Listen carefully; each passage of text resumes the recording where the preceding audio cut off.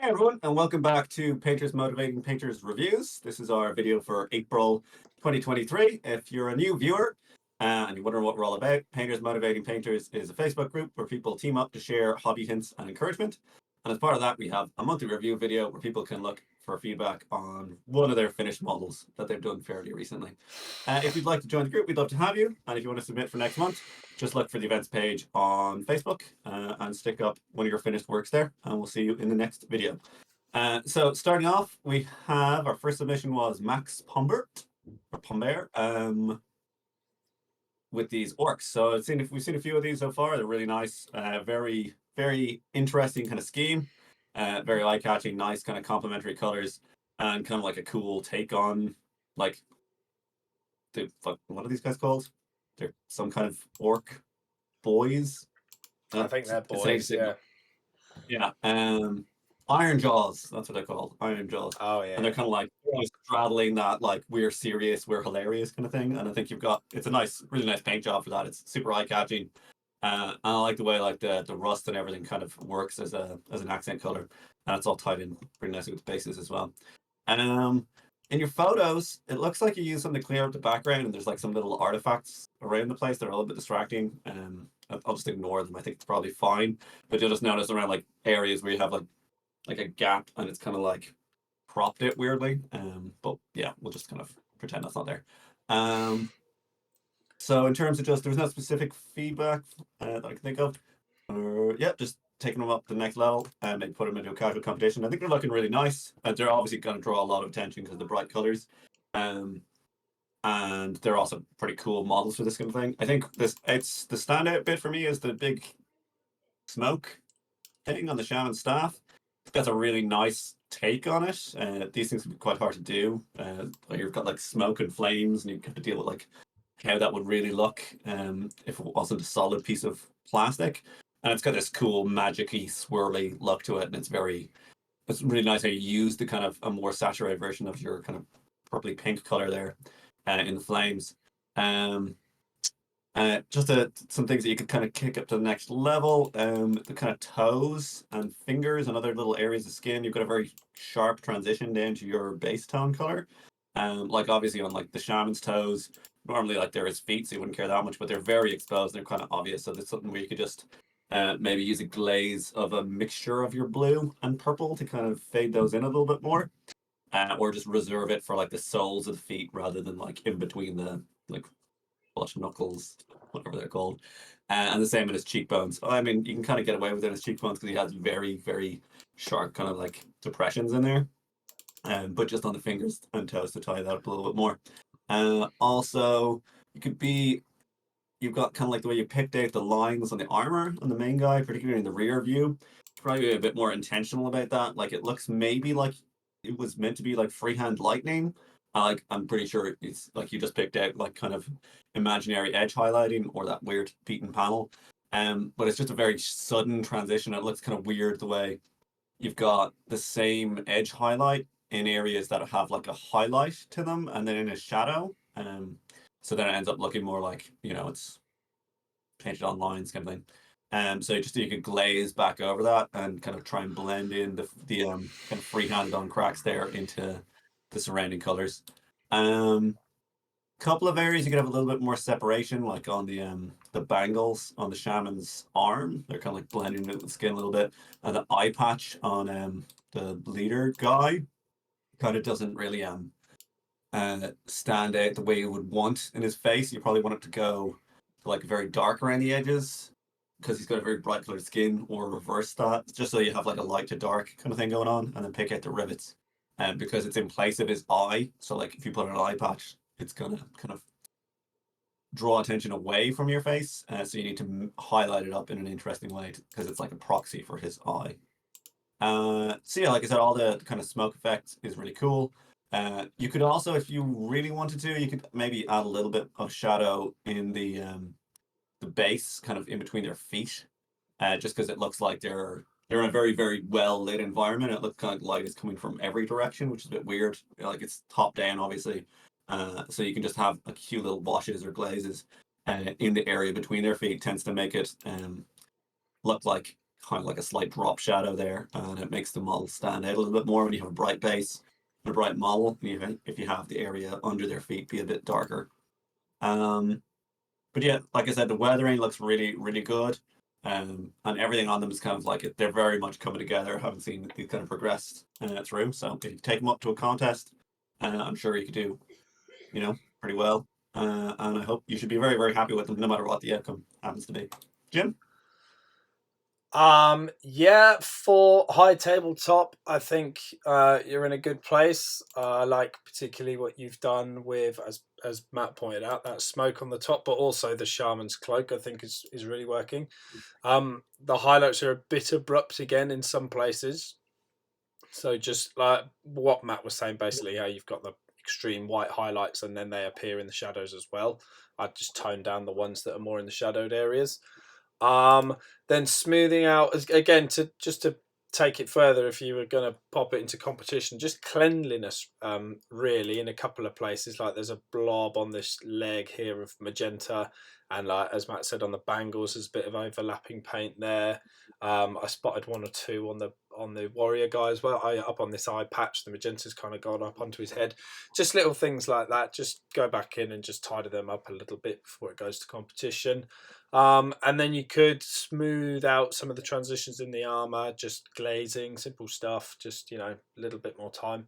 But overall, I think for the tabletop, these look really good, man. So thanks very much, Max. And it's nice to see this project of this color scheme come together. It's been a few months now of you dropping these guys in. It's cool to see it growing. Nice one, man. Thank you. Right, moving up to Richard Bello. Some have called Bello. Sorry. Some have called this my best piece yet. It was really fun to work on. Just looking for more focused feedback on what could do to push more.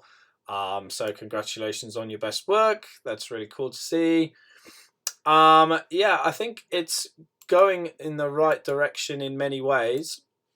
So it's a cool scheme to start with. So this green and purple, giving you like a really villainous kind of theme to it. That's really cool. And I think you've positioned the colours quite nicely, having a little bit of red as complementary. You could put a bit more red on this shoulder pad as well to give you like a nice triad around the sort of top of the model. That would work really nicely. Things to push it, well, just like general painting challenges next, I think, for you, Richard, would be to experiment with volumetric highlighting. So if you don't know what that means exactly, YouTube videos will show you exactly how to do it, but I'll give you a brief chat about it now. So it's basically highlighting it brighter on top and deeper underneath. So like looking at the black armor, for example, it's kind of a uniform color. I mean, the lighting from the photos is doing the work for us here, but this area up here wouldn't be flat black. It would be, like going into greys or into blues or something, and then you transition down into the black. So black, generally 50% of the surface needs to be black for it to remain selling as black, and then the rest of it you'd be pushing it up through other hues to make it more interesting and add contrast to it that way. So that's what I'd do for the black. The same for the metals. You can shade your metals or use just ordinary matte paints to put the shadows into them.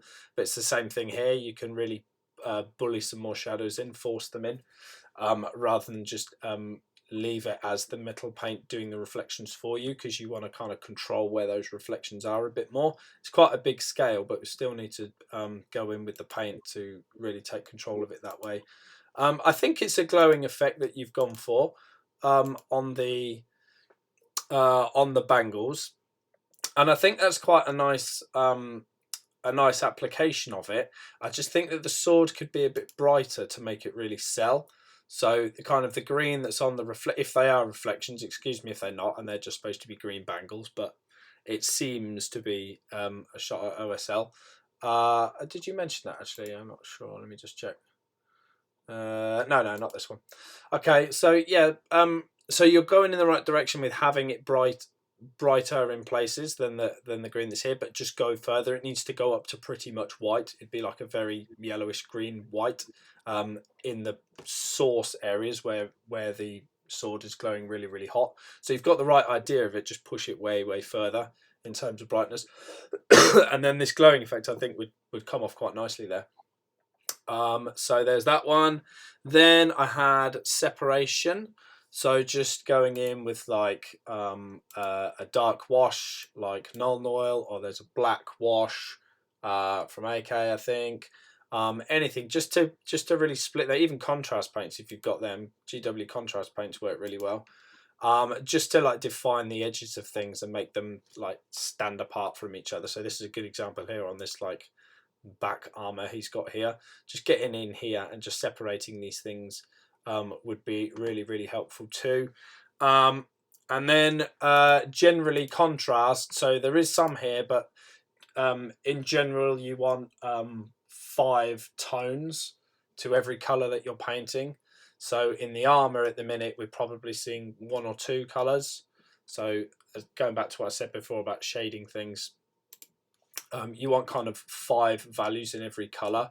So like when you look at the robe, for example, there's kind of 2 or 3 kind of at a push in some places. You've got like this reddish kind of top to it, then it goes like to a deep sort of violet, and then you've got this like purpley bit at the bottom. So just keep going with it, just keep spreading it out, just take it further higher and further lower as well, and you'll be in a really nice place. But overall it's pretty tidy work and it's a cool color scheme, and I'll hand you over to Matt now and see if he's any more to add. Thank you very much, Richard. Yep. Thanks, man, for submitting, Richard. It's a cool looking kind of. It reminds me of something from Darksiders. I don't know if that's what it's actually based Diablo, on. I thought it was something from Yeah. Diablo or something. Okay. All that weird not Warhammer kind of stuff. Gamey stuff. Yeah, no, it's really cool. I like the kind of colored metallics. It's a nice use of them. Like Jim said, look great with a little bit more shading. It looks like when you did the freehand on his shoulder on the red thing, it looks like the paint's gone on quite thick.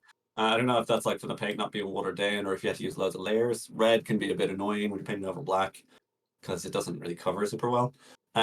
So an alternative that you could do is if you did it in reverse. So if you had a base coat of your red, so you made the whole shoulder pad red over like a white primer or something, or just like over a red brown, and then you paint in black lines. The black will cover way easier and go on much smoother rather than trying to layer up from black to red. That's just like an idea for you to try yourself. Generally, you can kind of go both ways, especially with freehands, and you just kind of like, add your background color to fix it, and then add your freehand color to bring it out again. But yeah, it's really nice, really cool to see you actually putting that freehand on there. Kind of reminds me again of something from Warhammer, like the Star of Chaos or whatever. But yeah, it'd be cool to see one on the other side. And I like the work that you did on the book and everything as well. He's got a lot of stuff going on in it, and you got a good amount of attention to pay to the details. So fair play, keep it up. Scott Radom, it's a 54mm goblin, which is probably like the size of a normal guy. Looking to do some competitions next year. So very critical eye. Okay. So this is really cool. I really love your base. It's extremely kind of realistic looking. Like that kind of horrible swampy thing, and this plant material is kind of rotting away. The tufts could be maybe a bit broken up a little bit more because they look kind of faker than the ground. Like the ground's extremely authentic looking, and the tufts are obviously tufts. So what I'd often do is get your tuft and like cut it diagonally like this, and then cut it into a bunch of little pieces, and then stick them back together, and you get much more of a random kind of pattern, as opposed to just everything being the same height, which is kind of unnatural looking. The color palette's really good. It's got this nice, very desaturated look. I like how you've added kind of blue into all the steels, and then you have blue as well in his ribbony things, which is kind of like, I suppose, the main color really. And you've kind of done it interestingly, and it contrasts with the kind of more orangey, kind of grungy tones you got going on. Stuff that you could maybe improve a little bit. I thought his nose was very, very purple. Like, I mean, it's great to have that there, but it's weird that it starts like right back here. Like when you think of this is like an exaggerated kind of person, if you think of someone who's like a bit too fond of the drink, like their nose will start getting really red out here and then kind of work its way back up. Or if they're even sunburnt, like it'll be on top and not the sides. It's weird that the whole nose is so purple. And I think you could have more of the skin tone kind of bleeding in around the edges towards the face, because it's very abrupt, kind of like his nose has been painted that color. It's also, he looks like he has some scars sculpted on, and you haven't really so much picked them out, and then you have like a free-handed scar on, um, but they're not very like scarry looking, if that makes sense. I think it's because it's so purple, like that's the color you'd normally use for like scar tissue or something like that. But that's just something you could consider. And what was the other thing I was going to say? I think the metals are good. They've got a really, the metals are good. Sorry, I'm talking too fast. I think the metals are good. They've got a nice kind of crusty kind of feeling to them. They're kind of uniform in terms of the edge wear. Like his helmet has this like, oh, it's all worn all around here, and you kind of wonder like, why would it all be worn exactly around the edge? Like, would there not be like a bit that had been rubbed off here, or like it's not like there's something going around and rimming the edge of it all. It's a little bit too kind of deliberate looking, maybe. And then the way you've done it on the blade, like I mean, it's not a big thing that the way you've done it on the blade, it's you kind of denoted all the cutting surfaces by having it clean from rust. Whereas on his helmet, then it kind of like looks like did he go around and wipe those like bits of all his helmet instead. And then there was one other thing I was going to say. You could probably do with some more of the magenta tones in around his fingernails and his hands, that kind of thing. That's another area you definitely get like blood flow coming up close to the surface. And then the last thing was he could totally have freehand on his shield. Looks like you've done a freehand. Is it the teeth are like a freehand? But it could be something a bit more than that. Like the tones you've used are very similar to the colors that are in the scene and on the wood. Um, so you could have something like a symbol in the middle, or like do use your blue to do something there just on the shield because it's a cool feature to have like at the back. You turn around, you're like, oh, that's what you're meant to be looking at on the back.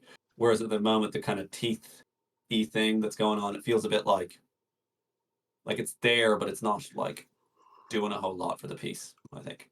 Really cool. Nice use of actual twigs and stuff in it as well. I think it's pretty strong looking work overall. And certainly if you were working in something like a larger scale, like a 54 millimeter scale human, would make things even easier to get your smoothness and everything in there. So love to see where you take it from here on, Scott. Jim, do you want to add anything there?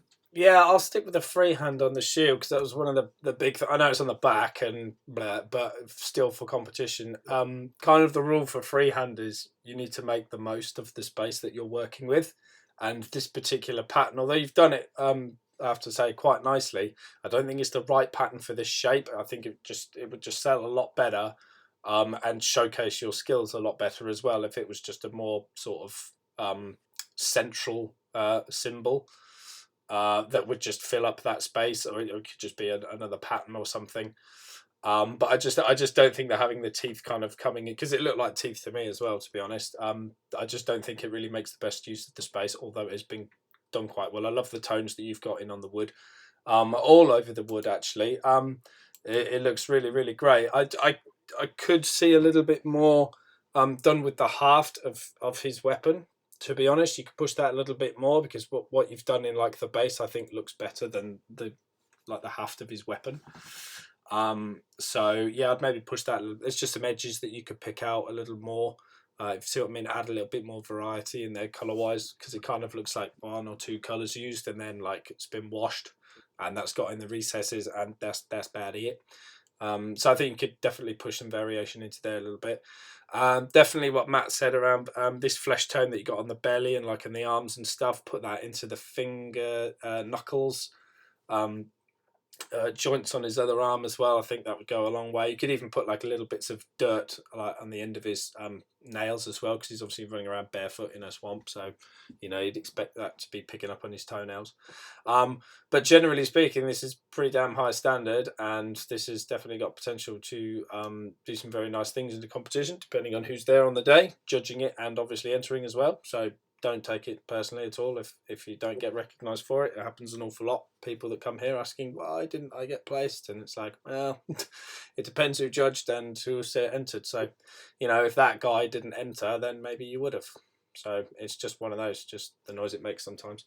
The other thing I wanted to say, excuse me, yeah, definitely toning down the nose, I think would be a good shout. That was the thing that stood out for me from the front. Yes, it definitely brings in attention to the head and the face, but I think it is just a little bit on the strong side. So just coming back in with some of the skin tones and the green, just to settle that down a bit would be a good shout. But other than that, really nice stuff, Scott. I think you did a lovely job on the metals and like the tiny details, and the basing as well. So yeah, nice one. Thank you, Scott. Okay, moving up. Look, the comment says that's some hot work, so I wonder who that could be. Oh yes, it's Jamie Mackey again. Wonderful. Here's the latest piece. After being on a bit of a roll, this one was frustrating. Couldn't get the NMM to work on the helmet and basically give up. So would welcome suggestions. Oh, that's a challenge. Wanted to go creepy and dark. Think you went too far with the shadows and the skin, etc. Okay, so let's have a look. So for the helmet, I noted down on this that it looks like you need a bit more mid-tone in kind of the 3 to 4 area. So like you're in a lot of 5, you've got a lot of 5, and then like the 4 and 3, and then it's kind of 2 and 1 quite quickly. I think a little bit more 4 and 3 in this kind of area. So if you look at the bracelets, for example, it's got this much more yellowish ochre tone to it. That's not really happening much up here. It is there, like you can see it mostly on like the eyebrows of the skull, but I think you need to incorporate that more across sort of the mid-range of the piece. There'd be like this big halo like that of that really, really bright yellow ochre color. So if you bring more of that in, I think that will get you up and running again. I mean, there is a lot of high points on it and points of high reflection, so you would see a lot of white in it as well. But I think that's probably the most like the thing that's most missing for me is that tone, that one, yeah, the yellow ochre tone. So give that a go. As for the shadows on the skin, I don't think you've gone too dark and creepy. Really, I think they look nice. They're beautifully smooth and they're definitely selling. You've got warm highlights and you've got cold shadows, so that's absolutely fine for me. I love how it's a cold gold as well, by the way. There's another area here where it's missing kind of that. Unless this is supposed to be different metals, I wouldn't have thought so, because it'd be nice to have them matching. But it's just missing that mid-tone. It's kind of on this side as well. I get that it's more shaded because that's the sort of lighting scenario that you've gone for, but it just does look like it's a little bit missing. So yeah, just other things for it. I really love the work that you did with the eyes there. Those are beautifully done. Got like a double reflection there in the irises, and it's all very precisely done and coming in from the same side, really selling that lighting angle. Excuse me. So really nice work there. This like swollen, angry skin bit is looking really authentic as well. So that's perfect. And then it's a very deliberately like silky or sheeny fabric that you've gone for. So usually a lot of the time we're saying about, I'll add some texture would be nice. But I think like the outfit that she got and how like tight and the way it's creasing, you can really tell that would like be a very, very, very soft fabric that's like almost silky, and there wouldn't be that much texture to it. So I think you did a super job of rendering that. Great contrast in it, and highlights like all in just in the right places. Just lovely work once again, Jamie. So yeah, congratulations on another success. Sorry it's been a bit frustrating for the gold headpiece thing, but yeah, I hope you get that figured out, man, because it's looking really, really nice. What do you think, Matt? Yeah, it's gorgeous looking piece. Really love the whole everything about it, really. The darkness, like you said, on the arms, it's very extreme, but I think it works like perfectly for the piece. Like she's like this like lady of death, and like she's coming out of this black void at you. So that's really cool. And it's got that kind of it's not you've got the lovely kind of realistic skin tones, but then you've got like the two saturated green eyes and the kind of two red kind of gems and everything, and it gives it this kind of otherworldly feel to it. I think it's pretty much spot on. Helmet looks like a complete nightmare to paint, to be honest with you, because just the amount of stuff that's going on when you're trying to do it all in MM. I think that you kind of the skull parts you've painted them kind of like a skull, if that makes sense. As in like you've highlighted more the eyebrow ridge and like these bits, but normally like a skull would be not facing this way, so like it should have a lot more like actual. It's a dome, so it needs to have like a dot, like a point reflection, or like a crescenty kind of reflection somewhere on the top, and then all the gems and stuff are interfering with that, which is super annoying. Maybe the eyes, like the inside of the eyes on the mask, should actually have more gold to them, so you can have you could have secondary reflections, like so the eyebrows should really go down, have like a horizon line on them, to like go down to a shadow and then have a secondary reflection on the bottom, and that's what would sell it more as metallic. And as well, like Jim said, like gold, you want to have a very large kind of area of ochre. It doesn't tend to go to black in the shadows. It goes to black when it's reflecting like a dark object in the surroundings. And I think that's one of the reasons it's looking more like, a kind of stony amber kind of feel to it, where you have like the shadows up the top here and they're pointing forwards, and then you have a light here. And it's kind of like, well, why is there like a light shining right there? Why is there a thing just here when it's a top down? Explain this at all. You have it top down lit, but the whole crescent thing has a light source coming from the front, which is a little bit confusing. I would have thought kind of hard to tell from the picture. It seems like it's curving it this way, which to me suggests that the highlights would be down near the bottom and then like a secondary one up the top. And then as well, you've got to worry about all of your bits being coherent with each other because, say, the way you have those ribbons of the red material, which are connecting different bits of your helmet, and the way they're highlighted isn't matching what you're kind of telling with the metals. Like the bits where they connect up the top into the shadow areas of metals, they're highlighted as if they're like lit from above, but then the gold beside them is like super dark, which doesn't really make sense. Um, but like, I think it looks good, but trying to get that all to work, it's not. It's a super like problematic kind of shape to try and sell that on. Like the way you've done it on the all of the other parts, like your bracelets, which still have loads of texture and pattern to it, they look like super bright and shiny. And I think it's kind of okay to have the headdress be like it's a different kind of like it's brass as opposed to gold or something like that. It's kind of selling that idea that it's more not as polished a material. But yeah, the rings and everything, they look very poppy. And you do have more of the midtone in there, which I think is one of the reasons that's helping it. The metals on her back, like the swords and stuff coming out, look class. Like they could have fallen into that trap where you're like, it's big chunks of metal on a large scale model. If you wanted to look realistic, you're gonna have to start painting reflections of actual things and stuff. But the fact that you've gone for this weathered, crusty look kind of avoids all that and immediately reads as like this kind of rusted metal stuff protruding at her back, which is class. Um, what else do I have to say? I like the kind of unnatural look to the skin and the eyes. You're missing a few occlusion shadows in the skin again, particularly looking at where her right hand is up here. There's like no shadow in between where the hand is touching off her shoulder, so it looks like it's kind of blending in together. So just like put a dab of dark in there. Probably wouldn't go as dark as you have in like the shadows under their arm. Maybe go for like a warmer shadow because it's like kind of skin on skin, like the light's coming from above and you get some of the kind of skin color bouncing around. But just to get it in there to kind of show that those are two different surfaces. Like it doesn't matter that they're both facing, it's an upward facing thing, but there's got to be some point where the hand is facing the skin, is facing the shoulder, so then the light can't get in or can't get out for just your occlusion shadow along there. I really love the little beauty marks and like things like that are like pepper and skin, makes it look like she's got this really great balance of kind of natural and unnatural to her, which I think is just it's stupendous. That's my new adjective for today. And like that, even the little bits that aren't don't seem as important, like the fabric on her legs and things, looks like spot on. And even the way she's standing on her plinth, the way like she's got one foot kind of hanging off and like she's gonna jump out of it at you, is like great. I absolutely love this piece, and thank you very much for submitting it. And we all have like frustrating days, but like you got a lovely model for it, and you can always crack onto the next one with all the lessons that you've learned from it. So, Alexis Bonaire, is the NMM working? Tell me what you think, please. Is this the second blood demon guy that Alexis submitted? I think it's someone else. I think there was a corny one last month. Yeah. Bloodthirster, yeah. Yeah. Is the NMM okay? So is that just it? Is the NMM selling?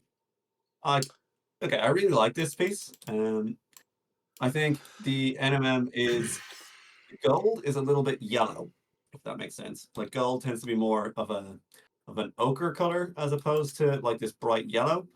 So I'm not sure what color exactly you used in there.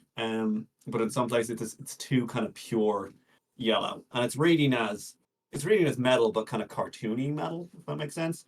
I'd say probably the best bit for me is actually in kind of some of the rings on the wings. They look very good. Again, small kind of ring shaped or cylindrical areas tend to be quite effective in NMM because you don't everyone understands that shape. And then also the hand guard on his sword and his right arm, because you've got much more of that kind of amber orange tone to it as opposed to the actual pure yellow. I think the yellow, like, it looks cool, but it looks more like word for it. Yeah, like cartoony, I suppose is the word I'm gonna go with. I also really like the way you've got the shading, like similar to your last Bloodthirster. You've got him lit on an angle, so like parts of his armor are lit more than others. Like his whole faceplate on his chest looks great, and the way his face is kind of lit against it. The skin is really strong. I know you weren't asking about that, but I really love the way you've got this kind of like red skin tone going to this kind of pinky tone in other places. Looks very creepy and appropriate for this like demon guy. And the way you've done the freehand, I think it's freehand. Kind of scales and stuff on the wings. It looks really really good. Like really nice to be honest with you. And then the steel metallics. I think you could probably have. I like the kind of way you've gone for a like a pretty complex pattern on it because it's got a lot of stuff going on. I think you could concentrate more on having like extreme jumps in your contrast, like um where you go like say if the edge is here, you get darker and darker, and then you have a really bright edge on it. Um, I mean, in some places you've got a highlight on the blade and a highlight on the edge, and that looks fine as well. But then it's good to have just in other places, like where he's got this little hook thing that sticks out of the sword, kind of like midway up. Like it'd be cool if that got darker, but it had a very bright edge, just to kind of make that pop out and just show us that there's different planes that are kind of facing different directions. And because not always like the edges aren't always going to reflect the same way as the flats do. But I think it looks very good, and the armor as well, like the metallic, the non-gold parts of the armor are selling very reflectively. The way you've done the highlights on the ridge up the middle and then kind of like along the side as well. So yeah, I think you're doing very well on this NMM journey. It's been great to see it progressing, and look forward to seeing more in the future. Alexis, Jim. Yeah, very much enjoying what you've done here, Alexis. With the golden MM, I would say, firstly, I'll agree with Matt. Yeah, it does look too yellowy. So if you've got GW paints, you want to base it out in like the XV88 or Bala Brown sort of range, and then go higher and lower both ways. You can use yellows as like little glazes, but I think it's too strong on this.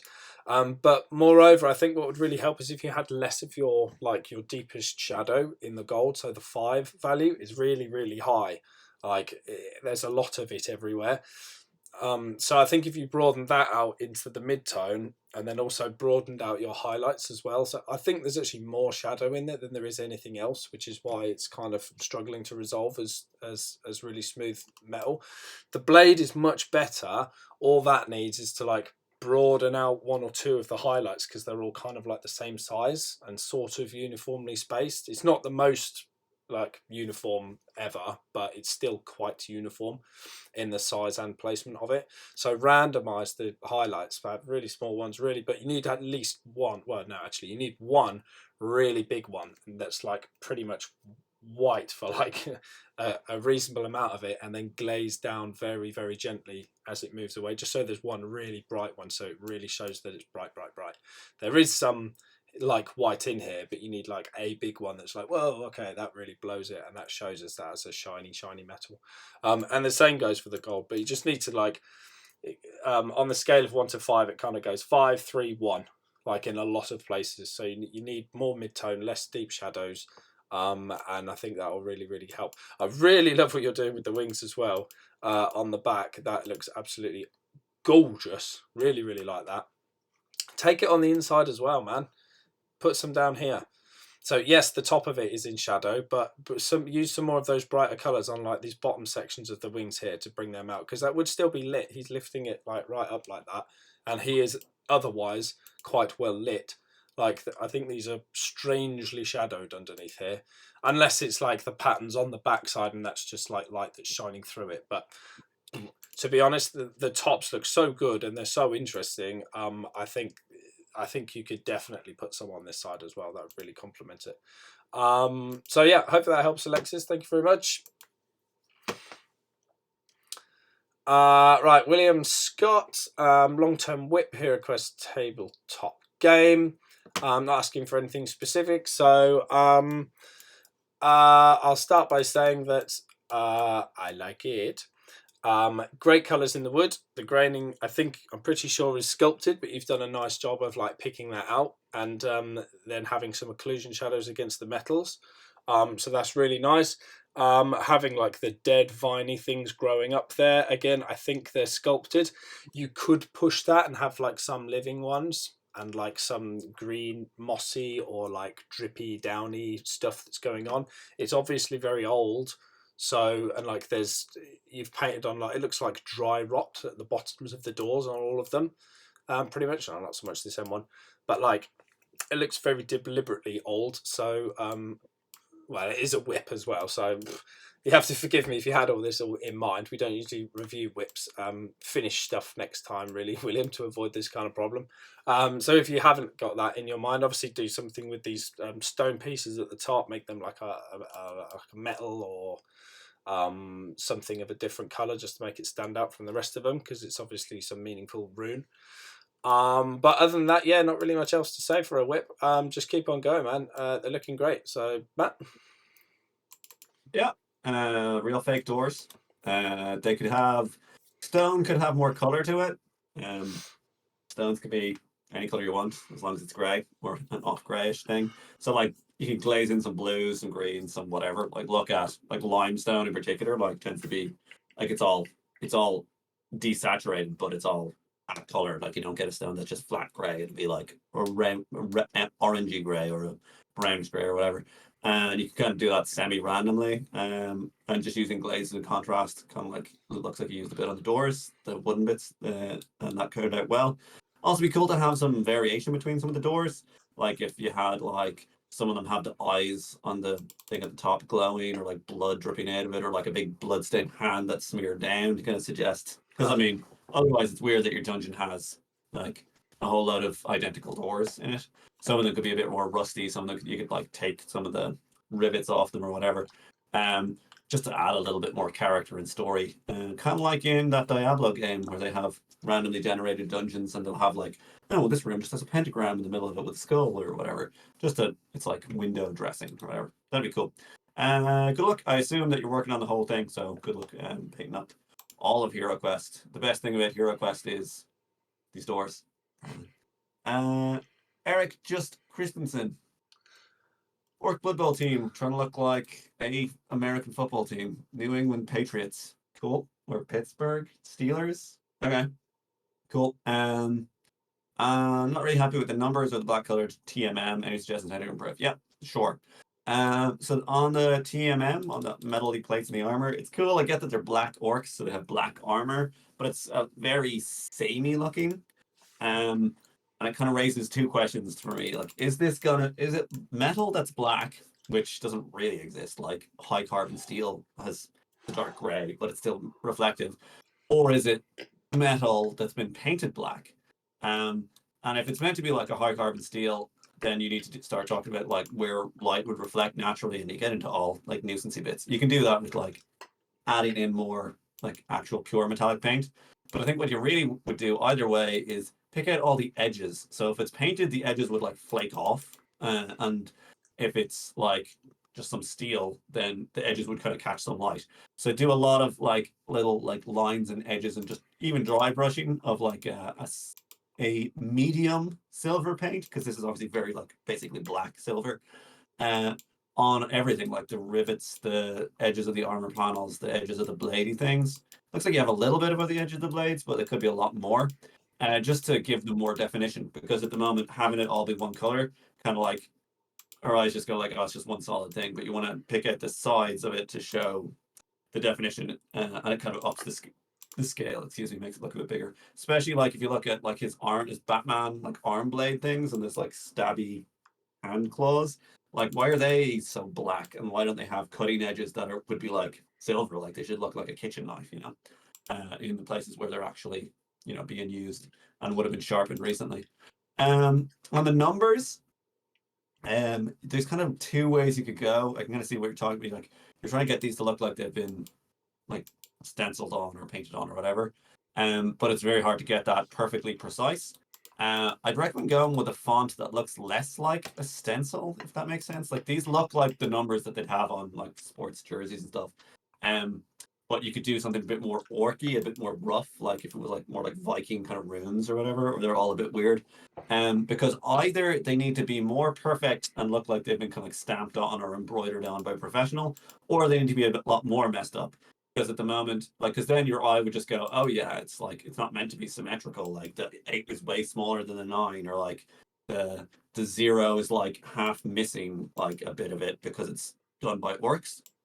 Whereas here it looks like you're trying to paint it on, and any little mistakes because you're trying to paint it on to look like a real, like if it was printed or whatever. Any little mistakes are going to stand out an awful lot. So you could also break it up with having like mud stains and blood splatter and all that kind of stuff. And anything you do with a freehand, it's kind of funny. Like you sometimes feel like, oh, I can't cover this up. Anything you do to cover like little bits of it, breaks it up and makes your eye much more forgiving. Like you'd be like, maybe like you're like one of your characters is a little bit crooked, but when you have a bunch of other visual stuff going on, like people don't notice. It just looks better. Otherwise, these are cool. Like I really like the idea of like black orc football players, and I think they really get the idea that they're the Pittsburgh Steelers and they're like steel like outfits, and the fact that it's all done in black could just have a little bit more definition on there. But I think they look really nice, and I also like the kind of contrasting bright yellow and even the way on the bases and the kind of quite dark green skin to show that they're the black orcs as well. So yeah, thanks a bit on Mini for spinning. Hope that helps. Jim, do you want to add anything on? Yeah, well, I really like what you've done with the yellow, most of all in terms of like contrast of it and travel. But being as it's like the secondary color on the models, it's kind of making the black look like it needs more, as Matt said. So that would be the most important thing, I'd say. You could also push the skin highlights a little bit more, I reckon, and then just separating elements as well, just across the whole lot, really. So gentle washes or oils or something would be really, really helpful for the Orky dudes. But other than that, pretty much just Matt got it absolutely bang on, I think. What you've done with all the markers, there's so many photos.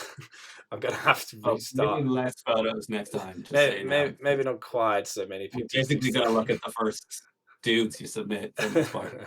No, but cool that you've put so much effort into it, man. An awful lot of work's gone into that. So yeah, if I start at the end, hopefully I will be able to find the little markers and balls and things. There we go. Like the amount of effort that's gone into like these eagle heads, and these other ball markers and stuff. They look tremendous, man. They look really, really cool. So I just wanted to pick that out, like these little, like the amount of colours that you've got going there, and the little cast shadows and stuff like that. There's a lot of love gone into these little dudes, and they're so tiny and seemingly insignificant, but unfortunately, it's like these guys are painted to a higher standard than the actual dudes. So I think that's you're letting yourself down a little bit there, man. So get back to work on those blacks, and as Matt said, bring the silver edge highlighting in, give it some volumetrics, some patterning on damage. I think you did a pretty smashing job with the stenciling, but when I heard Matt say about having it more of like an orky text, I think that'd be a cool idea. Major amount of work now to redo that. So maybe lean into the advice about scratching it up a little bit, or putting mud or blood splatters or something, just any bits that you aren't particularly happy with. Like, well, there was one where I saw the back of it and they looked absolutely smashing, like this 52 and this 46 here. Originally I was like, huh, that was a good transfer, but actually no, I think you freehanded them. So like, boom, there you go, that looks awesome. So, but if there are some others, like this 8's a little bit wobbly or whatever, or this one's a bit chunky, but smack some blood or some mud on there, as Matt said. I think you'd be golden. They look really, really good. So yeah, I hope that helps, Eric. Loads of work gone into those. So yeah, enjoy your Blood Bowl termination games. That'd be cool.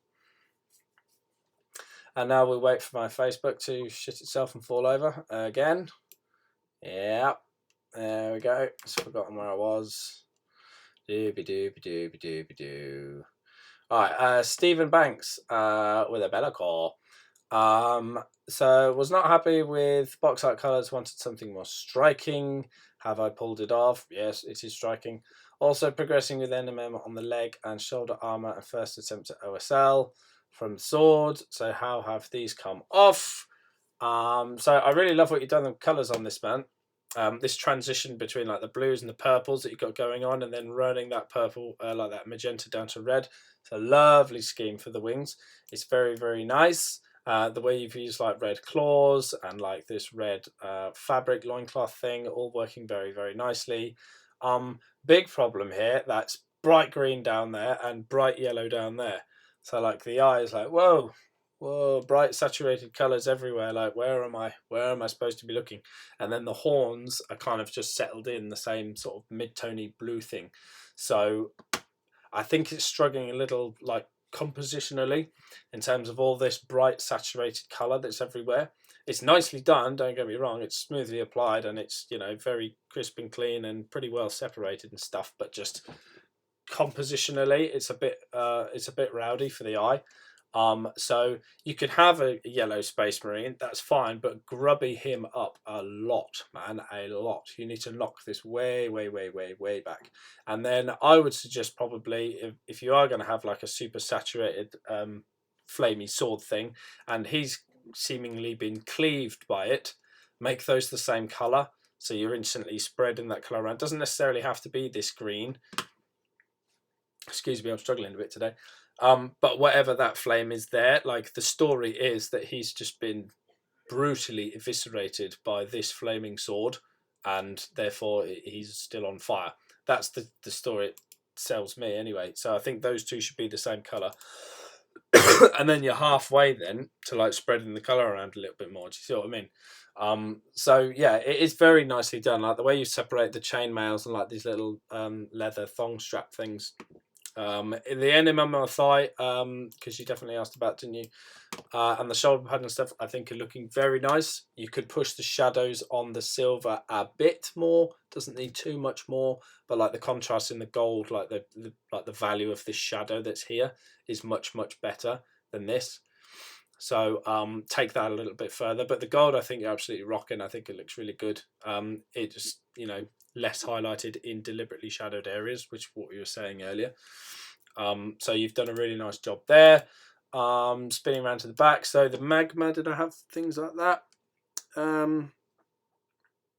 Yeah, so it looked like the magma could be a little bit hotter in places. It's not a bad effort at all. It's quite good actually, especially on these bits that are dripping down the rock wall here. Just in a few places, just go for more of like a yellowy white. Just in a few places, it doesn't have to be a lot.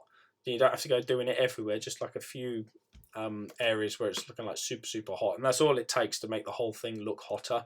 And then you could do like this tiny little soft red dry brush along some of the rocks to give it like that little glow. That would be cool. And anything else I had? No, I've covered it all. So yeah, hope that helps, Steve. I will pass you over to Matt now. Yep. Definitely more interesting than the box colors, aka lack of colors. Really, this really reminds me of Tyranids, like the original Tyranid Codex had that like screamer killer or whatever on the front. It had these really solid red colors, really, really bright, that kind of mid 90s Games Workshop style where everything's really freaking brightly colored and really cleanly painted. So I think it's really cool for that.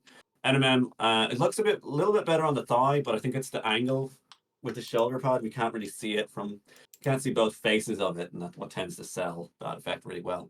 And then OSL from the sword.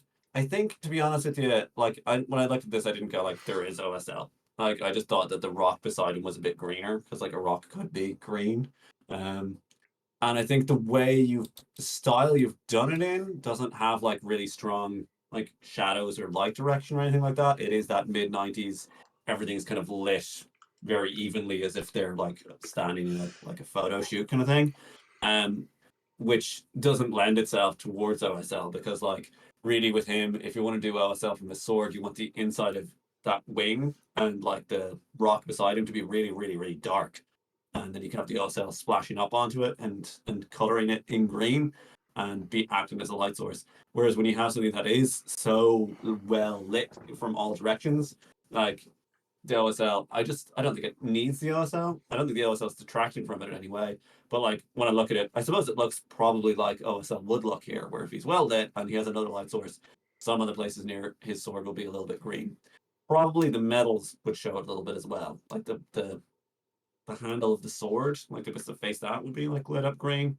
But I think that's a different project, if that makes sense to you. Like, if that's your focus here was to do interesting, cool colors over the whole guy. If you have a strong OSL that is a colored light, it's going to like interfere with all of your other colors, and give you a different kind of feeling and mood to the whole thing. So I think it looks good as it is, and I agree with Jim on a few points in the composition. But if you're going for a variety of colors, like I mean, that's what you got, and just black room your base.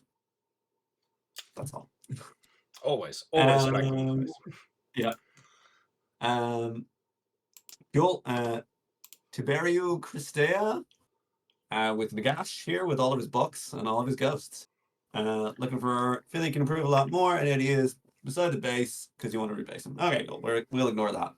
Cool. This guy's cool. I really love his hat. It reminds me of Ride the Lightning, the Metallica album. Also, just generic late 80s, 90s, early 90s lightning art, like airbrushed lightning on cars and things. It's got that really cool particular style of the glowy balloonness to it. I think you got that kind of very yellowish NMM, which I don't know if that's what you're going for, but I think it does kind of work here. It reminds me of, again, Skeleton Warriors. That was like a 90s cartoon where they had skeletons.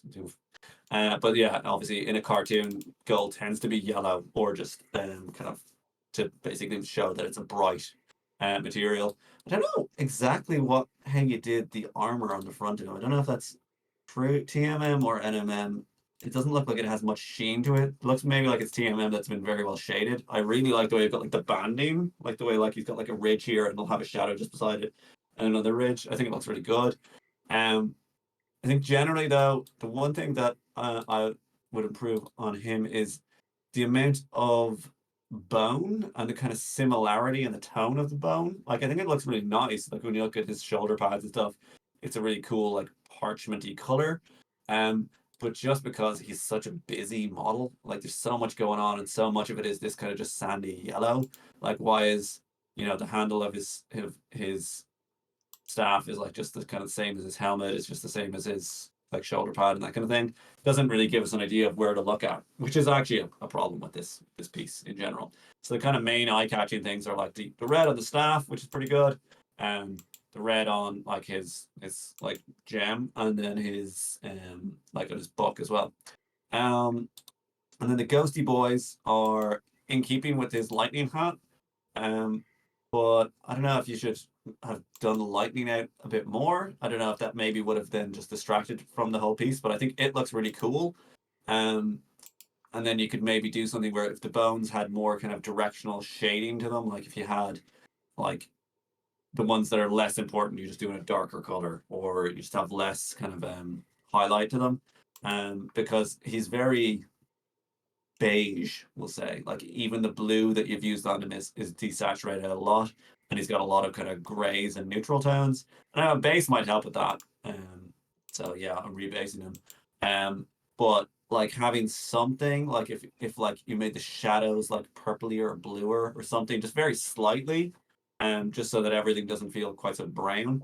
Um, or if you find a way of cheating where you get more of your gold or more of your blue in or around him, because he's got a lot of kind of neutrally tones, which means the focus is kind of more on his. Well, for me, it's kind of you got the red, and then you've also got kind of a lot of blue. So you look at like his cape and his top of his hat, and you're kind of like you want to be looking in at his face. But then again, when you have a guy with 9 books and like 58 ghost companions, it is hard to get focus on there. I think everything's done to quite a high standard. I think you must have a lot of patience to pick out all these details because it's such a busy model. And I'd love to see what he looks like with your new base. It'd definitely give him a whole new kind of context and everything.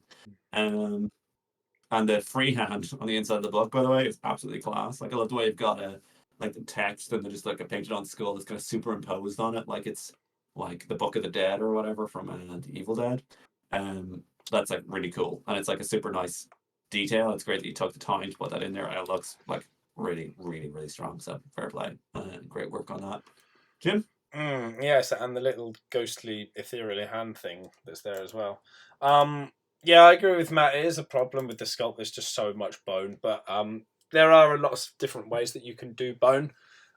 So have an experiment with different types. So there are sort of some that are very grey. Some bones can also have quite a lot of green in them. So don't always just look at something and go, bone, this is how you paint bone. There are numerous ways. Again, Google is your friend. Have a look at animal bones like in the wild, or like you can obviously see bones that have been sort of presented in museums, or like general like tribes people using like bone weapons or bone tools or something. That they all look very, very different. So experiment just doing bone in a few different styles, which I think will make a huge difference, to be honest, straight off the bat, rather than keeping it all the same method of doing it.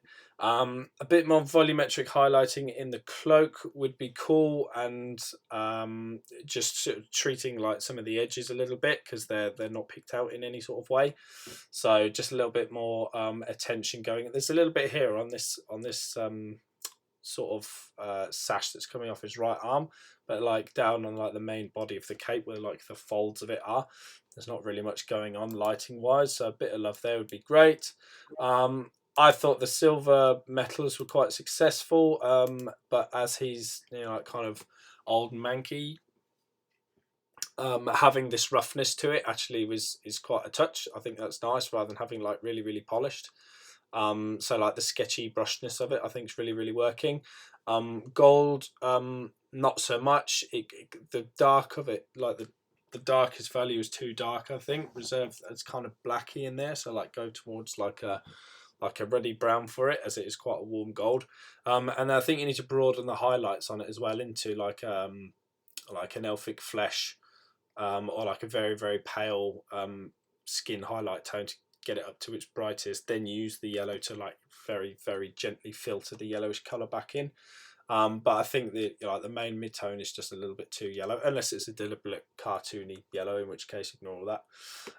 But it just looks like it's a little bit too yellow and too mid-rich for gold right now. But it's just, what you've done with the blue on like the staff thing is actually quite nice, and with the ethereal ghosty things, they've got a much better level of contrast to them. So you're capable of all this stuff, just a little bit more TLC going into the cape and those bones, and I think you'll be heading in the right direction. Thank you very much, Tiberio. Right, moving on before my voice completely falls out. Bealkins again. Hello, Bealkins. To review the following group. So these are gaming models. So I was aiming for Tabletop Plus. What are the strengths and weaknesses, and what to work on further missed opportunities. Lack of OSL effects is intentional, and the colour scheme was out of the comfort zone, but the results surprised me. I think you did a great job with the colour scheme. That's nicely balanced. Lovely level of contrast in it, well separated.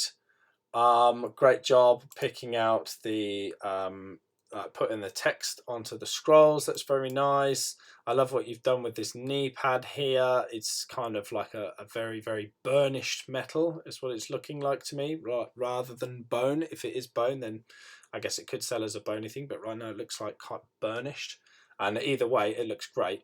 So I don't know why that one stood out to me so much. It just, like, painting burnished metal is really hard. So yeah, it just looks great either way. Like, it sets apart from the other skulls, which made me sort of think, is that bone? Is that not bone? I was like, I think it's like a TMM, like tarnished silvery kind of metal. So it looks really great. The way you've worked the magenta up to the highlights is really nice. Like, this boot here is a really great example of the level of contrast, and it's all pretty smooth for the scale and for tabletop. So I think you're pretty much just nailing it across the board, to be honest. Even like picking out these little details between the fire braziers. You've done that really nicely. They could be a little bit whiter and they're a little bit hotter towards like the source, but it's kind of a minor thing, especially for tabletop. So really, I haven't got much to really pick apart. I mean, even like the gemstones that you've done in here, like, perfect execution on them, really tidy, absolutely crisp, banging. So I haven't got much to moan about in general for tabletop at all. The skull mound things do look a little bit unsettled. Like, there's like this little gap like from the base, and I'm not really sure what the base is supposed to be. It doesn't matter at all because it's there and it's nice. But like maybe next time you could add a little bit more to try just like build that mound up a little bit, because it goes from sort of clean, highly polished to sort of half of a skull, just sculpted, like slapped, like it's not sunk into the floor. And I'm pretty sure it wouldn't have been sliced off. Like it just looks a little bit, do you know what I mean, unsettled. So just having like some texture paint, or just get some PVA glue and sand next time, or something like that, just to soften that transition between the sculpted skulls and the flat base. That's really all I can pick with it, to be honest, mate. Because yeah, it's really really really nice, especially for tabletop. So yeah. Sorry, that's not particularly helpful, but I just think you did a great job. So yeah, there you go, Pilkins. Over to you, man. Yeah, I'll just be really mean. It's the tactical rock problem. Everyone looks like I brought these rocks from home so I could stand on them here. Um, yeah, these are cool. I think yeah, stepping outside your comfort zone really worked. I think the bases though look like they're put into in a drastically different style from the actual models. So like they've got extreme. They look like they're from, I don't know if you know the game Infinity. They've got this really like kind of slick, very strong, like look airbrushed, really defined lines, kind of like just like that kind of bright future aesthetic. And then the rest of the guys are much more kind of grimdark, which I think is, I mean, it's a choice, if that's what you want to go for. Like, yeah, but it's definitely not helping with the whole like this guy looks like he's just put on this base. If you know what I mean. Certainly integrating him with the base would help a lot. Like if you had like a crack, or actually what you can do is what's a lot easier is like Jim said, add earth around the skull so then it'll look like the paving or whatever is snapped open underneath. Also, freehands are cool on all the little scrolly things. Um, I think the way you've done it is a little bit there's no kind of it's just like random little marks, which is fine. So we want to do, but you want to kind of make it look like they're in rows or lines, as if someone was writing it, or it could even be like down the way. Because some of the places where you have it, you're like they're dotted around, and from a distance, it just looks kind of like it's texture or something, which is also fine. But like, just if you wanted to read, as like these guys have deliberately drawn all these scrolls up before they went to battle, and you could even add like little dabs of color, like there's like a full stop in red, or like there's a little green like arrow or whatever, just to make it because like obviously you don't want to do actual text, but if you look at like the way in cartoons, if someone's reading a newspaper, they'll just do all these squiggly lines, but they still have like a set gap in between them, as if it's set type, even though the actual type is kind of nonsense. And then kind of one of the outstanding bits for me on these guys is the cultist robes, especially on the back of them. Uh, and it's really interesting the way we've got this extremely smooth, like velvety looking, like beautiful, creamy, smooth transition from your like almost black, dark purple up to like a kind of like pinky mid-tone and then up to white. It's like gorgeous. And then you've got like a very deliberate little light texture and stuff on there. I think it's the fact that it has such a broad surface, like it'll really let you kind of like shine. So it'd be cool to see that. Like that'd be definitely a technique to take on for like if you had a big important like a Primarch character, you do his cloak up like that. It'd be a great shape. And yeah, totally don't do OSL on these because like they're well lit in all directions, and they're like the green light's going to be reflecting weird off the magenta and that kind of stuff, and they're already got enough going on. And I think they're a cool looking warband, definitely into your tabletop plus kind of area handily. So thanks a million. Now, Mark Speakman has Gazgul Traka. I think we've done this guy a couple of times before. So first time trying a few new things like weathering and oxide style metals. Biggest challenge was the freehand. Checker patterns. Well, like trying checkers, it's a great way to work in your freehand. And the great thing about orcs is like get it a bit wrong, you're like, sure it's orcs, like they did it. Whatever. I will say it's another example of whenever you do freehand, you can always it's not like drawing. Like in drawing, you can only add stuff and then you have to rub it out or whatever. Like he's got black armor. It looks kind of like it's just the base coat black. And then you've gone over it with like a creamy, like screaming skull or whatever. I don't know, some off white. But like if it's not tidy enough, you can just go, oh, I went a bit too far with the black or with the white, sorry. And then you go, okay. And then when it's dry, you just draw a black line because you can go both ways. And that way you can get a really symmetrical pattern or a pattern that looks symmetrical enough. Like I think this is grand. You've got like mostly it's all connecting on the corners, which is the important bit.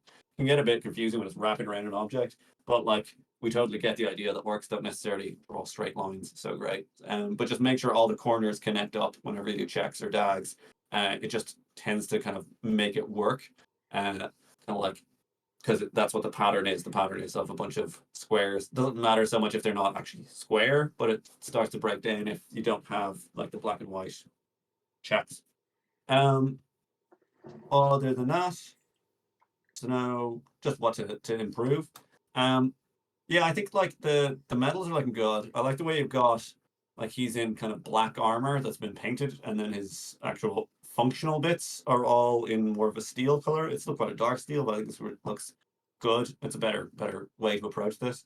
I really like the way you've done the metal, the teeth. The way the teeth, the red teeth are painted around his mouth. They've got kind of like a transition on them.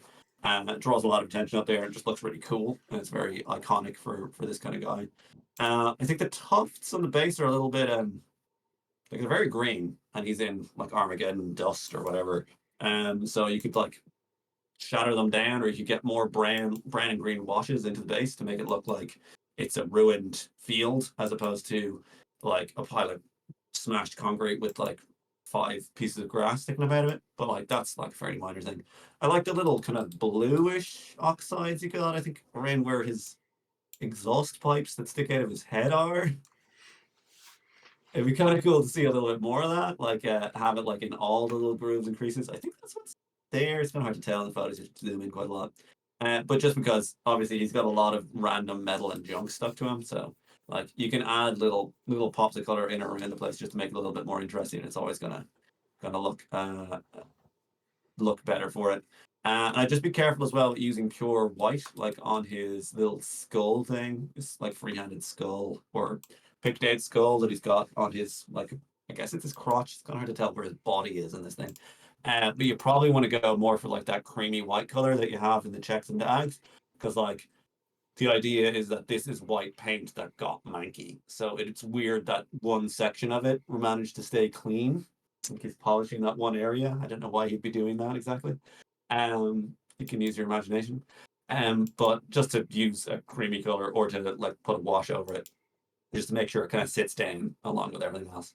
Um, yeah, and apart from that, I think he's looking very nice. I like the kind of limited palette. He looks quite kind of menacing as well, with the kind of black and red aesthetic you've gone for, and he's quite easy to read. Whereas this is quite a busy model, so like I can tell the power cables have like copper wires sticking out of them, that kind of thing. Whereas if you go a bit more outlandish, you can kind of hard to tell what's going on with them. So great work all around, Jim. Yeah, very much agree, man. The photos do blow it out a little bit, so next time you're taking pictures, check out on YouTube. There's loads of great tutorials on how to take pictures of minis, but basically the lighting that you've got him in is a bit too strong, so it's kind of blowing out the details, so we can't really review it as best as if it were taken in a more diffused light. So check that out first, photographic minis. But basically, what I had with this was I think you did a pretty good job with the checkered pattern. Another way to sort of cheat, if you like, is to sort of weather it so you can go in with whatever the color is beneath. So I would say, as Matt did, it was black. So the black is underneath the white, so you can get a little bit of black on like an old bit of sponge, get most of it off, and then just like dabble it on. It looks like it's been scratched and dented and chipped away. Just helps tidy it up a little bit. Don't go too crazy with it. It's very easy to overdo it actually, but it's a nice way to settle down patterns like that if they're not quite perfect. And it doesn't need to be for an orc dude, I don't think either. So that's all good. Um, with the black armor, as it's like the most prominent thing on the whole model, I think you could benefit from going around edge highlighting it and picking out some details like the sculpted damage that's in it. So highlighting the bottom edge really, really bright. Just the edge highlighting, a couple of transitions here and there. I think there is some that's happened, but it's not very obvious. Again, it might be the pictures that are blowing those details away from us right now. So apologies if that's the case. And then the only other thing, excuse me, I had was, my goodness, man, tidy up your base rim. Wowzers. all like the overspilling and the bits of tuff that are on there and the paint globules and stuff, file it off and paint it down nice. It will make the whole thing seem a lot more pro straight away, honestly. perfect black rim makes a hell of a difference. So yeah, other than that, very nice stuff. Thank you very much, Mark. Come again, bring your friends. So I told David off for posting 2, but I think we'll do both. We'll just maybe be a bit briefer with them. What do you suggest? Yes, no, yes. Yeah, like 2 things is fine if they're like a unit or whatever, whereas these are very different. So Yeah, we'll yeah, just kind of yeah. All right. yeah. So you're getting away with it. So want to do Space Marines NMM. So then the Orc wanted to do improve painting skin, leather, and fur. Tried to do his job cleaner than the last time. Use these legends as references. Very good to use them as references. So here we go. This guy looks pretty damn amazing. I think I'll pretty much leave it at that. You could do a bit more with the gun, the bolter. So they do look cool when they've got like 1 or 2 different colors on them, rather than just black and then some very minimal edge highlighting. Like I do it sometimes with like very basic tabletops of black and then just like dry brush it silver, and it's like, there you go, fine, it's done. But like the level of attention and love that you've put into this, that's horribly letting it down. So you've got to pick out some more details in that sword, I'm afraid, my mate. But that is to say that the rest of the Space Marine looks amazing. So like where you're running the highlights, the gamut that you're putting in there, the glow around the eyes is all supreme. They maybe could get away with a little bit more edge separation between the top of the belt and his like abdominal armor plates. If you were being really picky, you could say, where's the iconography? This is an Ultramarine. They love painting their stuff up.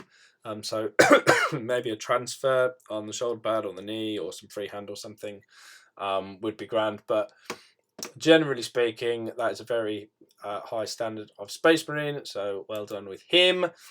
And then for this Orc lady, who I think might be from Warcraft, this one, possibly. But the skull, it's just the armor, like the style of it. It reminds me of World of Warcraft. War something. It's definitely war something. I'll put money Yeah, on it's that. got war in it. Yeah. I think you did a great job with the skin.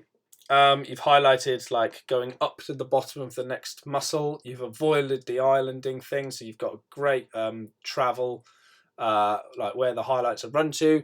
You could add more rougey pinkness in the nose, lips, and cheeks, and in the ear, just anywhere where blood is normally present, knuckles, knees, that sort of thing. Just brings a little bit more life, and it makes it a bit more sort of readable for a viewer, because that's where we're like used to seeing like blood capillaries in people's faces. Look at mine now, there's loads of it. Yeah, a little bit more tones in the skin for the face, the knuckles and things. Yellower teeth, not bright white, never bright white, doesn't sell. They are probably not cleaned or bleached in any such way, so stick to like a bone color for the teeth, a very bright bone color. Then you can like use very controlled washes to darken it down towards the root of the tooth, and then you can go back in and highlight them up slightly more, but never ever but like pure white like this is here. It just doesn't look right. But they are very cleanly and tidily painted, so well done there. The NMM I think is pretty successful. Maybe a little more smoothness, but overall I think it's pretty good. The red could do with some more travel in it. That is to say, a little bit more. So you kind of got like 2 tones. So you want 5, like you've got with the skin. So like the level of contrast in the red armor is nowhere near as high quality as the skin is, and I think it needs to be.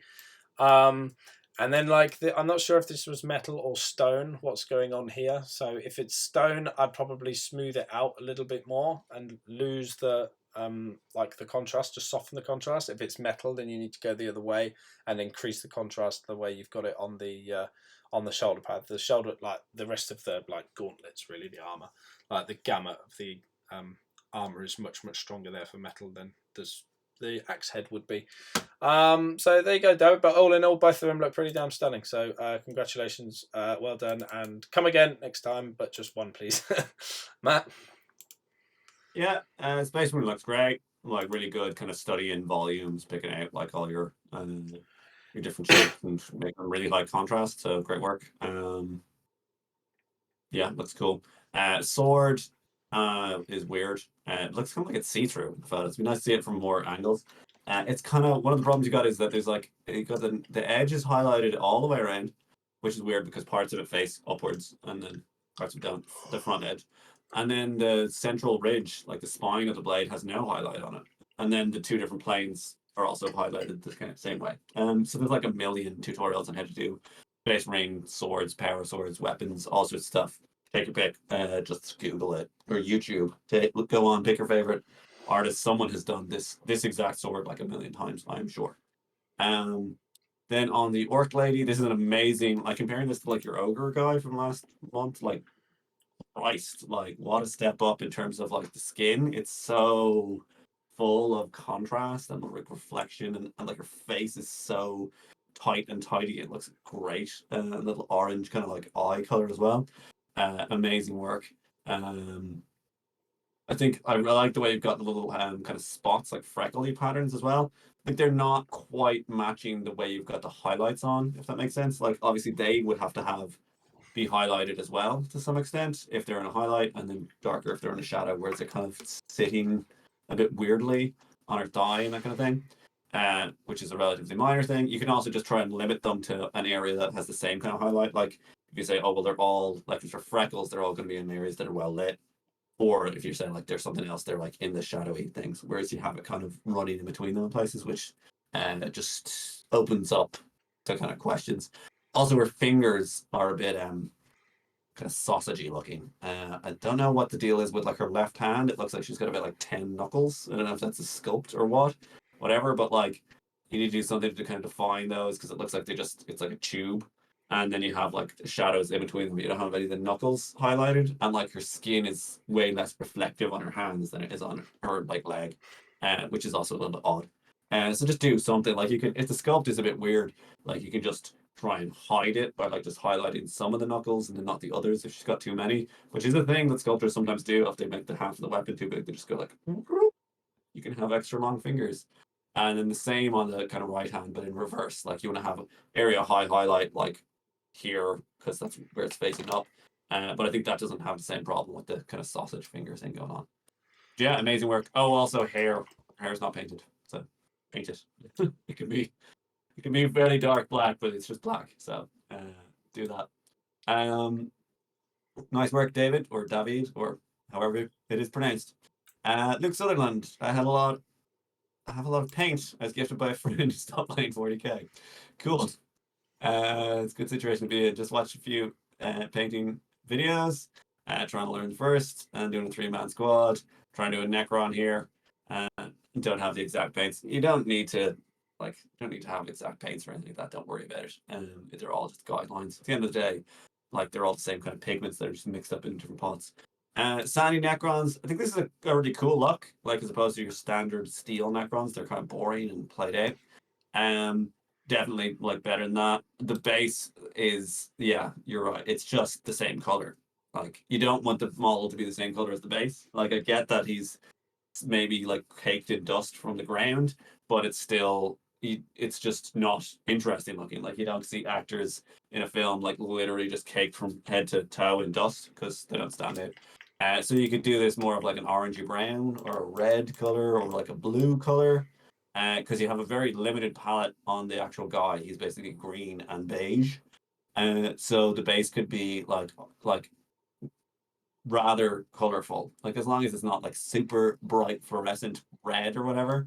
If you had like a rust tone or like any of the like the more orange browns that you have in the background, I'd probably go or something colder, like a cool gray or whatever, to make it stand out a bit more. I like what you've done with the kind of power weapon effect you got going on here. Um, I don't know if it's still like you could have transitions in between the different sections, but I think it looks kind of cool the way it's like pixelated or whatever. But I think that color could go more onto the model because like his colors are green and beige. So like he's got this little like power nodes in different places where it's like a little circle like on his arm. You could do that like it's lit up the same color as the power weapon. You could have little bits of the green like in the seams of his armor and definitely in his eyes and like mouth. Uh, just to bring more attention up to there because it's a stronger color than the sandy tone you got there. And as well, I like the way you've got like some of the edges and stuff picked out and like say his legs. Uh, like quite strongly. It's like not that noticeable at first, but then you're like looks like when you look closer, you're like, oh, that is, you've got the edges all called out and you've got the dark lines and things in there. But that's quite hard to see because it's the same color as the base. So if you switch the base up, that'll bring things out a lot better for you. Uh, and then have just some spot colors, like, because I get the idea is that they're meant to be emerging from the ground or whatever, but you want, in that case, you to have some focus drawn to certain areas as opposed to it being just all sandy, kind of whatever. Maybe sometimes you get that thing where like you have like layers of earth, like maybe this ground that they were trapped in is like a slightly different color than what's actually on top or whatever, or maybe they've marched a few miles down the road to an area that is a different kind of earth pigment, just to make them stand out more because it looks more interesting that way.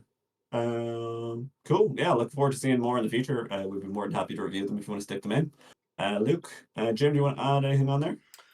Yeah, for just getting started, mate. These look pretty super duper. So well done to start with. Great effects you got going on the power sword thing. Definitely do what Matt said in bringing that green or some other color. There just needs to be some green. So like the vents on his chest piece, definitely eyes, mouth, these power nodes, all that yellowy green color for sure. But you could also break up like some of the armor as well with like dark neutral colors. Just like have some areas that are like black or a dark gray or something like that, just to split him up and add some interest. And then when you do a sandy base, it could be pretty much the same sandy color as him, but then you can vary what's down there with like rocks or detritus, rubble, body parts, weapons, what excuse me, whatever, and make them different colors to break up that sandy area as well. So it can still be sandy, he can be sandy, but if you just add those variations of elements, then they won't tend to blend too horribly together. So yeah, keep going, man. I think you're doing a great job so far. Love that effect on this thing.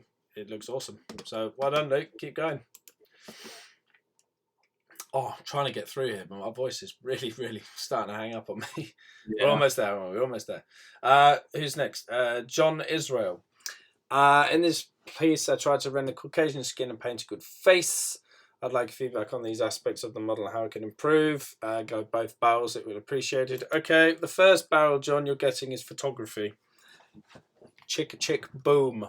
Because these photos are not in focus and we can't really see what's going on.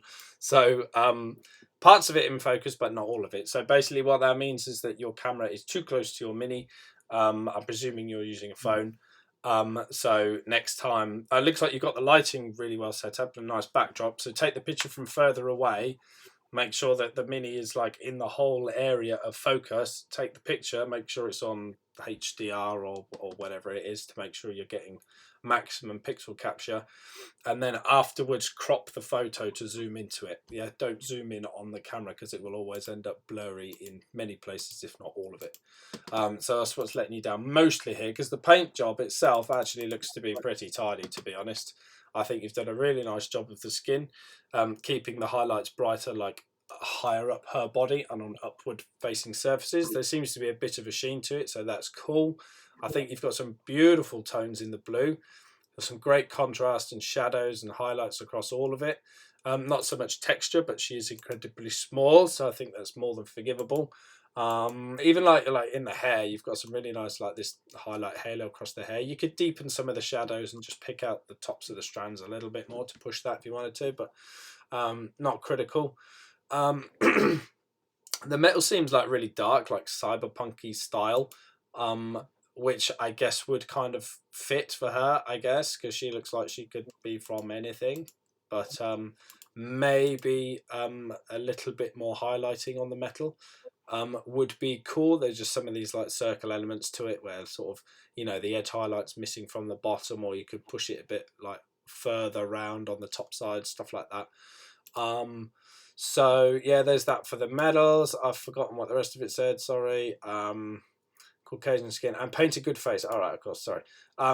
Yes, so face, from what I can see of it, that does look very good. So there's rosiness in the cheeks.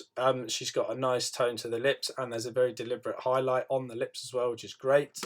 The eyes look like they've been dark lined properly, and she's got like these big like urban eyes that are like pointed the right direction as well. It doesn't look like you've got the tiny little pure white like life light just dabbed in there, and as the light's kind of coming from that way, it would need to be on the right hand side in the top right hand corner. Doink doink on both eyeballs. I think that's missing because I can't see it in there, but if it's not, please forgive me.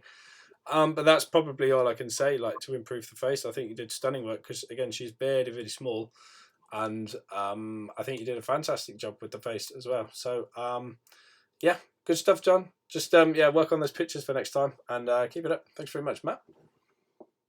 Yeah, I think the face is great. Like, I think one of the main things you've done is like you've conveyed a lot of like character and like emotion. Like we can tell she's looking over here. It's great, and like that gloss on the lipstick. Like you don't need to do a huge amount in something that's like a 28 mm true scale kind of thing. I'm guessing. Um, but you know when we look at it, we're like, that is a woman. She's looking over there. So great work. Skin tones are really nice. Really kind of capturing a lot of the volume in there. You've got some issues in terms of occlusion shadows, like where stuff is in contact with other stuff, like where her belt goes over her bum. You kind of like you need a darker line to separate those because they're kind of blending into each other. And the same where her gun holster, I guess, on her right leg is. It's not quite looking like it's a separate object to her, although it's kind of hard to tell in the photos. And also, you've got a bunch of the volumes, like the way you called it, the volume on her thighs is different in her stockings than on her actual leg, if that makes sense. Because you got like it's a cylinder, so it has more of a highlight to the front, but her leg, her right thigh, when you look at it, doesn't have like a highlight running in the middle, which it seems like it should do, given that the like stuff below it is. So it should seems like it should be darker going towards that gun belt, and then have like a smallish highlight because it's still like a lower area, but should have like a line, like the way you've done on the legs. Um, Also, if you're feeling really brave and you have your tiniest paintbrush and your finest goggles, you could line her fingers because they don't have like lines to separate them out. I shudder to think of how tiny those are, so good luck with that. And otherwise, I think she's like amazing, to be honest with you. I'm not entirely sold in the base. I think it's about like, I mean, I probably talk about bases way too much. I just, is it like alien vegetation or whatever? It's quite bright colored. I think it looks fine. It's just I'm not sure what it is. But like if you're going for like it's part of your army and they were on the weird alien planet and that stuff that exists there, that's cool too. Great looking model. Really love the blue. Really love the shininess of everything. Really love the kind of anime or style you've got going on there. So great work. John, thanks for submitting it in. And then we have another lady, Alessandro Prestige Universitario, painting a thing from a game. I know what Monster Hunter is. I don't know what anything else about this is. Maybe it's the film. They made a film of that. So you thought it worked better in color theory. Just general advice. Push it a bit further. Yeah, it's like yellow and green kind of complementary-ish colors.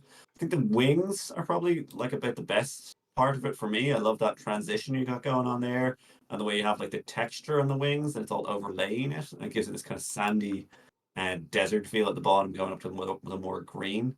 A lot of the other areas look very like monotone, relatively speaking. Like her skin is all just like a solid standard skin color. And then the other bits of kind of monstery armor stuff, like, I mean, it looks fine. It's meant to be different, but I think the wings just look like the best. The rock she's on is also quite stock looking. Like it seems like maybe it should be more of a deserty kind of rock, given that it's her coloration, or have like moss or lichen or something to break it up a bit more, just to show what environment that the character exists in. There probably is that in the game. You can find out what environment she's from and kind of represent that in the thing. But certainly, like the skin at the front, you could have more red tones in areas. You could have more volumetric shading. I'm not sure this is like a pin-up big models. I don't know how much actual environmental shading you want to do. Probably not much because, like, I know with these kits, a lot of times people just paint them kind of like flat and just get it really, really, really, really tidy. But it'd be nice to see like something to pick out some of the hair. That's more of a miniature painting thing. So I'm not sure exactly what style you're going for on this. It looks very, very tidily painted. Like the way you've got like the different like the green like your hand on her hip, where there's no kind of like overspill that I can see there. And you got the eyes both painted in, both dotted, and like a little pinky lip as well on there. So like it's actually looking really good. And color theory wise, yeah, nothing wrong with it. think that the wings, the standout point, and the base could maybe have a bit more color as opposed to being kind of slate gray. And slates actually aren't grey. Like slates down has lots of iron and stuff in it in nature. Anyway, Jim. Boff. um, yeah, I think this looks very nice, Alessandro. I know it is like an anime style, which tends to be kind of a lot flatter, but as it's a big sculpted miniature, I do think it needs to have some more visual interest in it. So putting some variation and shades into the skin, I think would really help. There's just, I mean, it's pretty. Excuse me, it's pretty picky, but like there's some cleanliness issues that I can see, like green on the skin where a hand's on a thigh, a bit of the black line around the eye has gone a bit too far, like onto her cheekbone.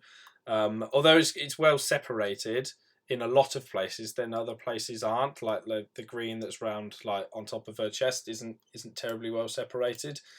So picky things like that, really, to be honest. I like the transition that you've got between the dragon leg and the humanoid leg. That's really cool. Like it's quite a subtle transition between the two of them, so that looks really, really nice. These horns and stuff, it looks like they have got a highlight on them, but I'd push them just a little bit more with some quick dirty dry brushing just to bring those up. I also really love what you did with the wings on the back. That's a really lovely choice of colours to transition into. So I think you could make that like a dusty tone and add some of that onto the rock, I think, and it'll just look like dust. Like put it in recesses where it like collect and where it's like blown around and settled. I think that would be a really nice touch. Could do a little bit more separation on some of the green in the wings, just to pop up the contrast a little bit more. I can see that there's some variation in the stone, with some light browns and I think some greens like down at the bottom here.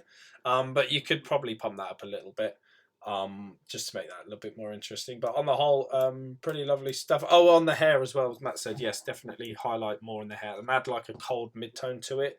Only half of the surface area needs to be black for it to still sell as black. And you've probably got like 90% of it black. So yeah, to bring some more of that interest back into the hair, yeah, you can push that an awful lot further and pick out the individual strands and stuff. But on the whole, it's looking really good, Alessandro. So thank you for submitting, and I'm sure that your friend will like it very much. All right, and then finishing up, Thomas. So you were late, but we'll forgive it. He was going to Golden Demon with this thing. So congratulations on getting it done and getting up there. That is awesome. What is wrong with it? Because I've been staring for this for the last 6 months. Not a whole lot wrong with it, I don't think. I think it looks pretty stellar, to be honest. I think lighting is like the main thing, because color choice, wonderful. Execution, brilliant. Contrast is there, cleanliness is there, like just the way the whole thing's put together is very nice. Even like I love this little nod to orange amplifiers that you've used here and just changed the name and the logo to noise. I think that's really cool, and they do look just like the real orange amps. So awesome stuff there. It's, for me, it's so hyperly brightly lit, but not from those lights that are up there, if you see what I mean. So we haven't got like magenta interference colors in shadows and like a general uniform, like very warm. These lights don't really sell as lights either, because I don't think they're bright enough. So they need to be like virtually like white in on the actual bulbs, and then they're just like a very gently fading away. I'm trying to look at the bulb next to me now, and it's not working well for me. But basically, I don't think that they're bright enough, any of these bulbs, to really sell as like light sources. They need to be very, very, very, very bright. There is a little bit of interference on this thing here, but he's a Chaos Marine, right? They're chaosy, I think. So on dark, wall-beaten, ravaged worlds with not a lot of like light, because their suns have been devoured by roaming starships or whatever. Concerts usually happen in the dark as well, to make the most of all this lighting stuff. But it's all painted very, very uniform, zenithally, if that makes sense. So although it's beautifully done, by the way, I'm being hypercritical here because you mentioned Golden Demon and it's the law. You have to be very, very mean. I just think that if you were going to put these lights in and have them on, they should be interacting with what's there an awful lot more.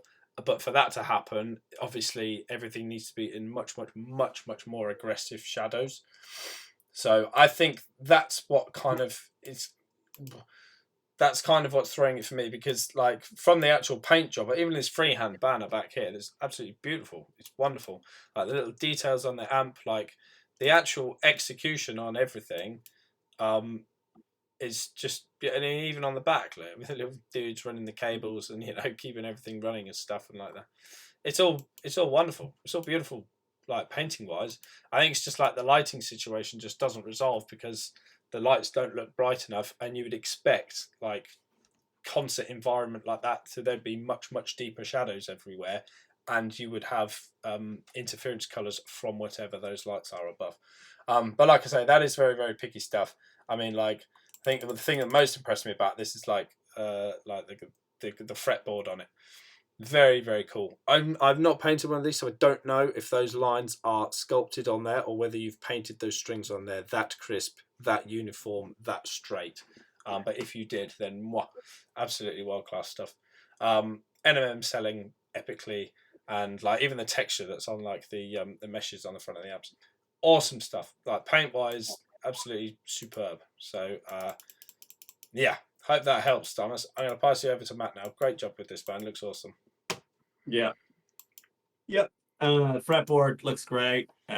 It's funny because we always give out of it like, I don't have all the symmetrical lights, but here it works amazing because you're like, look at how 80s this is. Look at it. Like you have secondary highlights painted on his shoes. Like that's some serious attention to detail there. And I love the kind of orange, the way you get orange tones in the hair, and it kind of works into everything, and it's like really kind of, it's not complementary. What's the word? They're like coherent, harmonious color scheme.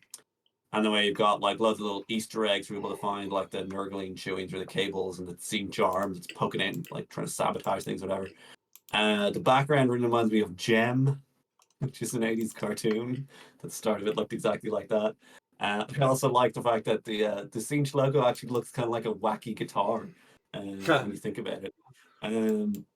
But yeah, like Jim said, number one thing that kind of takes you out of it is it's the lighting rig, because it's just the way you have it angled is impossible to paint. Because if we were at an actual gig, we'd be able to see the bulbs and we'd be able to see through the bulbs because they're transparent, and like the elements inside would be the bit that's lit up, but like you can't paint that. You can't paint like the transparency and the light inside there, and you'd see like the like grill that they have on the front of them and stuff.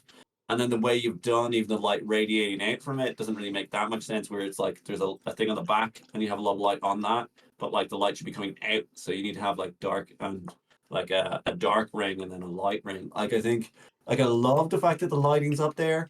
And I love the fact that like you've got on the ground there's actually bits where you can see like parts of it are lit by the yellow light and parts of it lit by the purple light and parts of it aren't. And like yeah, you could argue that doesn't really make sense with the rest of the stuff. Like why is only some bits are affected by those lights, but like also whatever.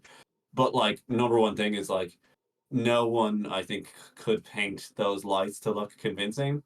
And it just unfortunately means the piece would look stronger if they just weren't there. Like you could just have them, or if they weren't on, or if they were facing completely down, and we just get the idea that they're lights. Like if it was a cone and you couldn't see into it, like if it was like a long thin thing, and then you kind of like a rim of light to show, like, oh yeah, that's a light, and you'd get like, oh yeah, and it's pointing here, and that's why it's like near his monitors is lit up that way, and where that skull is, that servo skull is lit up. But just the way you've done it, it's like you're getting into that painting water in a clear glass situation. Like for us to really see that light, like you just couldn't. I don't think there's any way. Even if you could put an LED in there, and that would generally look terrible and not to scale. But just the way they're arranged, I don't see how you could do it. They'd have to be like white. They'd have to be the brightest thing in the whole thing, which you don't want. And it's just a head wreck, to be honest with you. but like everything else about it is like amazing. I absolutely love it. I think it's phenomenal. And unfortunately, it would just be better if you just literally cut it off above the banner, or just had like the bottom bit of the lighting rig without the like a couple of lights that are like falling off, or I don't know, something. Because the bulbs are just too hard to sell to the standard that you've done everything else. Because everything else looks absolutely amazing. Like so beautiful. I love that like specular highlight on his head, and the fact that his headstock of his guitar has earrings, and like the like mag clip sticking out the bottom of it. And he's using like a like it's like a car handbrake as a whammy bar that operates the gun in it. And it's got like a whole little story going on and everything. And the fact that the stage is made out of like Warhammer scenery, like I absolutely love this. Yeah, and I think the whole lighting, kind of generic lighting situation works with the whole like, oh, it's Warhammer world, everything's lit up kind of fantastically, and you've got like weather in areas, and he's super pristine, but other bits are kind of grungy and grimy. I think it's amazing. I don't know how you got on at Golden Demon, um, but I think you should be really really happy and really proud of this work because it's looking gorgeous and it looks like a labor of love. Okay, so thanks to Moss for submitting. Thanks to everyone else for submitting. It's not easy to put your work out there for plebs like us on the internet to critique. Hopefully, we've been able to give you something useful to take you on your next step on your hobby journey. If you're interested in being part of the PmP, Painters Motivating Painters, just look us up on Facebook, and we're always glad to have more people joining in. And if you want, if you want to like subscribe to the channel. We only do one video a month, so if you don't, you probably will never see us again. But thank you for sticking through to the end of this video, and we'll see you in the next one.